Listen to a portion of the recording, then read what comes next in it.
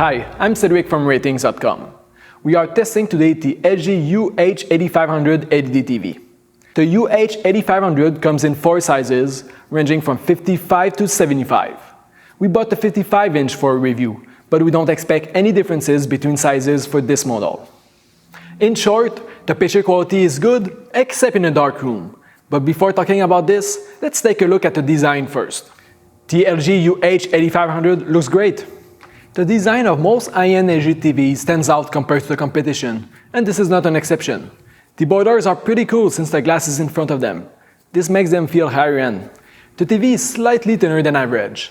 The bottom stands out a bit more, but it won't look bad if you want mount it.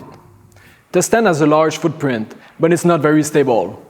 If you push it, it wobbles a lot back and forth, which is something to keep in mind if you have kids running around. The back of the TV is white. Not everyone likes this, but it doesn't really matter since you don't look at the back of your TV every day.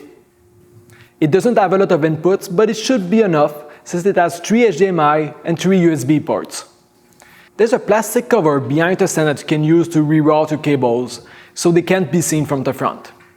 So in general, the design is good. But now let's talk about picture quality. The blacks are bad in a dark room. It has an IPS panel, which means the contrast is very low, about 5 times lower than other LED TVs.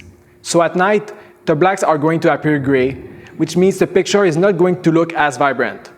At least, unlike the Sony, it has the local dimming feature to help with the blacks. It's not very effective though. There's a lot of blooming, almost a third of the screen. The gray uniformity is average.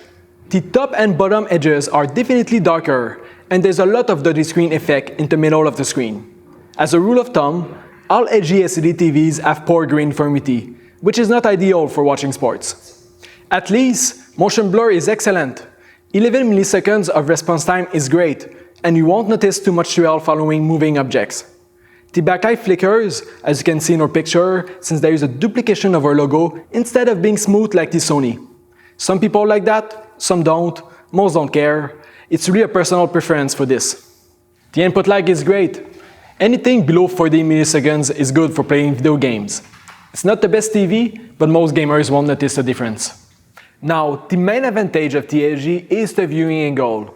Like the Sony, it has an IPS panel, so the colors are more accurate when you watch it from the side.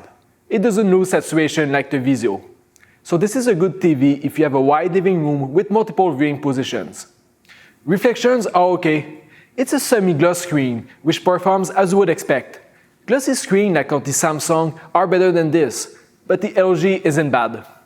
It doesn't get very bright, and it is a little bit worse when you don't send an HDR signal. At least, the luminosity doesn't vary in time like on the Samsung. It has a wide color gamut, but it is not the widest. It is good enough though for HDR. The smart features are great, better than the competition. They are very easy to use. The app selection is not the biggest, but all the main ones are there. It comes with a smart remote that can use to control the pointer on the screen. Overall, for the LG UH8500, good viewing angle, great smart features, but bad picture quality in a dark room, and it doesn't get very bright for HDR. It's a good TV, and most people will be pleased with it, but considering other options, we don't often recommend this TV. You will find it in some cases in our recommendations on our website, but it's under a very specific set of constraints. For example, if you must get a 60-inch, where the selection is pretty limited in that size, and you want a good viewing angle. In that case, the LG UH8500 makes sense. But in most cases, it is better to get another TV. If you like this video, subscribe to our channel, and see you next time.